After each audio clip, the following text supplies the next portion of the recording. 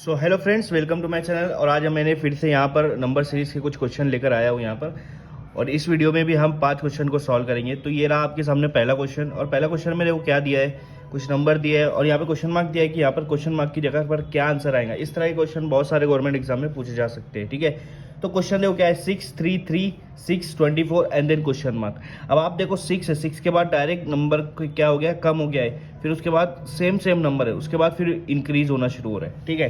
तो ये कैसे हुआ होगा, सिंपल सी बात है, यहाँ पर मल्टीप्लाई यूज़ किया होगा या तो डिवाइड यूज़ किया होगा, वो हम लोग चेक कर लेते हैं। 6 को 3 बनाना है। अब यहाँ पर पहला नंबर 6 है और दूसरा नंबर 3 है।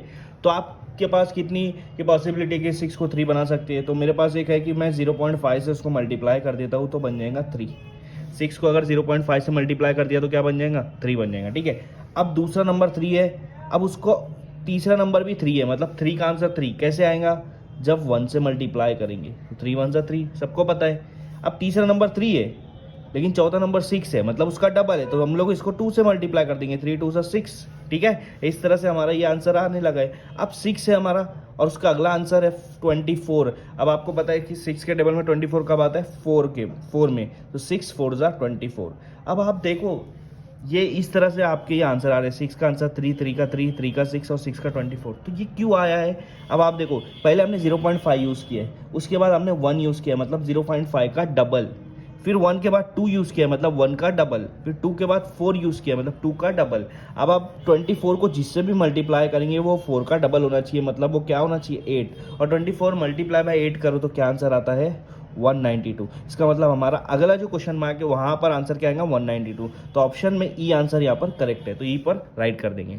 इसी तरह से चलिए बढ़ते हैं क्वेश्चन नंबर 2 की तरफ। सो दोस्तों ये हमारा सेकंड क्वेश्चन है और सेकंड क्वेश्चन में देखो क्या दिया है, 15, 15, 30, 10, 40, फिर क्वेश्चन मार्क 48। अब इसमें भी कहीं कम हो रहा है, कहीं ज़्यादा हो रहा है, कहीं डिक्रीज हो रहा है, कहीं इंक्रीज हो रहा है। तो फिर ये कैसे आया। अब आप देखो पहला 15 है और दूसरा भी 15 है, मतलब उसको 1 से मल्टीप्लाई या डिवाइड करना पड़ेगा। तो मैं यहाँ पर देखो क्या कर रहा हूँ, 15 को 1 से डिवाइड कर रहा हूँ। 15 को 1 से डिवाइड कर रहा हूँ तो मेरा आंसर आ रहा है 15, ठीक है।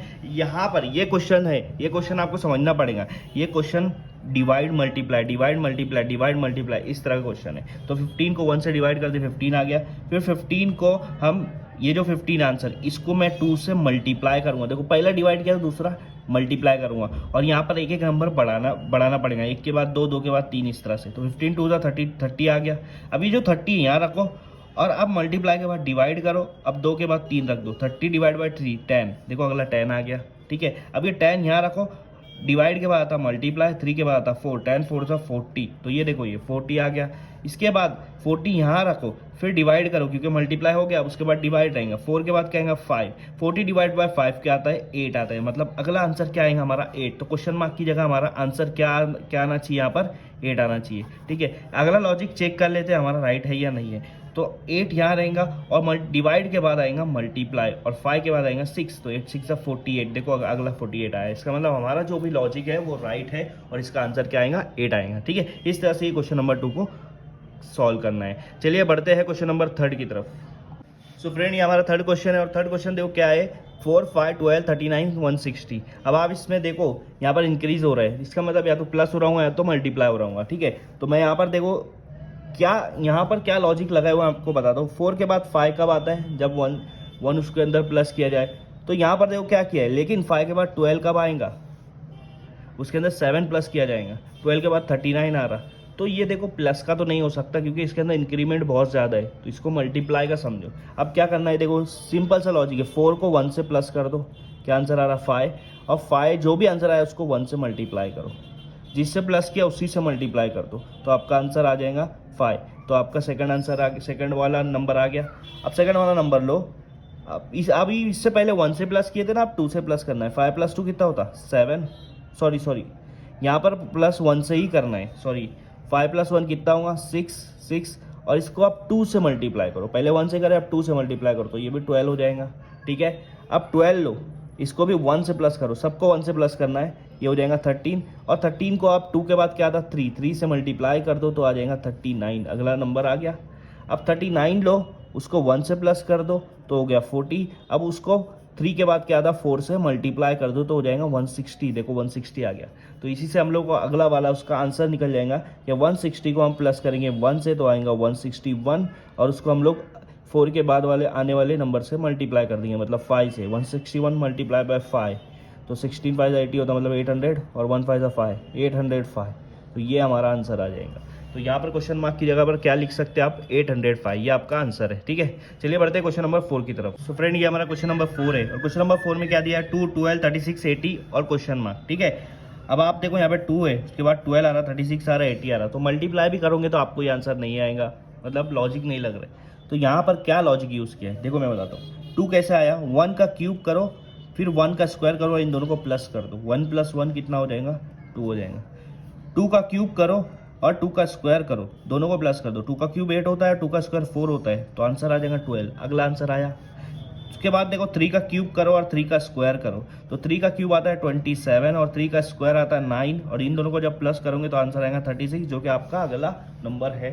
ठीक है, अब आप 4 का क्यूब करो और 4 का स्क्वायर कर दो, 4 का क्यूब आता है 64, 4 का स्क्वायर आता है 16, इन दोनों को प्लस कर दो तो आंसर आया 80, जो कि आपका अगला नंबर है। अब अगला जो हमारा आंसर निकालना है वहां पर क्या आएगा 5 का क्यूब प्लस 5 का स्क्वायर। 5 का क्यूब आता है आपका 125 और 5 का स्क्वायर आता है 25, तो इन दोनों को प्लस करेंगे तो आपका आंसर आ जाएगा अगला वाला जो कि 150 है।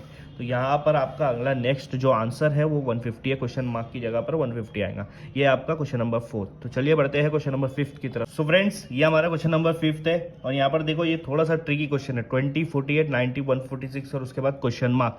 अब आप देखो यहाँ पर इजीली हमको पता नहीं चलेगा कि इसमें क्या यूज़ किया। तो देखो यहाँ पर 14 का टेबल यूज़ करो आप, 14 1 ज़ा 14 और उसमें प्लस 6 कर दो तो आपका आ जाएगा 20। ठीक है, उसके बाद 14 2 ज़ा ये आ जाएगा 28, उसमें आपको प्रीवियस जो नंबर है उसको प्लस करना है, 48 हो गया। ठीक है, अब क्या करो 14 3 ज़ा कितना होता है 48, अब प्रीवियस नंबर 48 ले लो और इन दोनों को प्लस कर दो, आ जाएगा आपका 90। इसके बाद 14 4 ज़ा आता है 56 और प्रीवियस नंबर आपका 90 है, इन दोनों को प्लस कर दो 146 आएगा। इसके बाद आएगा 14 5 ज़ा ऑब्वियसली 70 आता है, उसमें प्रीवियस नंबर 146 को प्लस कर दो तो आपका आंसर आ जाएगा 216। तो 216 आपका यहाँ पर आंसर है। क्वेश्चन मार्क की जगह पर क्या आएगा 216 आएगा। तो इस तरह से ये क्वेश्चन को सॉल्व करना है। ठीक है, मिलते हैं नेक्स्ट वीडियो में।